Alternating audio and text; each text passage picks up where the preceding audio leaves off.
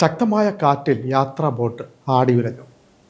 ബോട്ടിലേക്ക് വെള്ളം ഇരച്ചു കയറിയത് യാത്രക്കാരെ പരിഭ്രാന്തിയിലാഴ്ത്തി. ജീവനക്കാരുടെ സമയോചിതമായ ഇടപെടൽ യാത്രക്കാർക്ക് ആശ്വാസമായി. മുഹമ്മ കുമരകം റൂട്ടിലാണ് സംഭവം.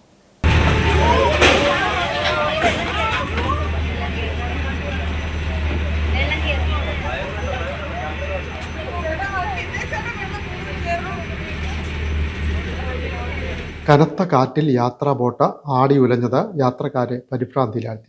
ജീവനക്കാരുടെ സമയോചിതമായ ഇടപെടൽ യാത്രക്കാർക്ക് തുണയായി.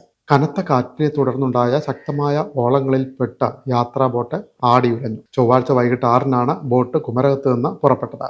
ജലഗതാഗത വകുപ്പിന്റെ S52 എന്ന ബോട്ടാണ് കാറ്റിൽപ്പെട്ടത്. കുമരകത്ത് നിന്ന് പുറപ്പെട്ട് 10 മിനിറ്റ് കഴിഞ്ഞപ്പോൾ കായലിലെ ജലത്തിന്റെ നിറം മാറുന്നത് യാത്രക്കാർ ശ്രദ്ധിച്ചു. അവർ ഇത് ബോട്ട് ജീവനക്കാരുടെ ശ്രദ്ധയിൽപ്പെടുത്തി. അധികം വൈകാതെ ശക്തമായ കാറ്റ് തുടങ്ങി.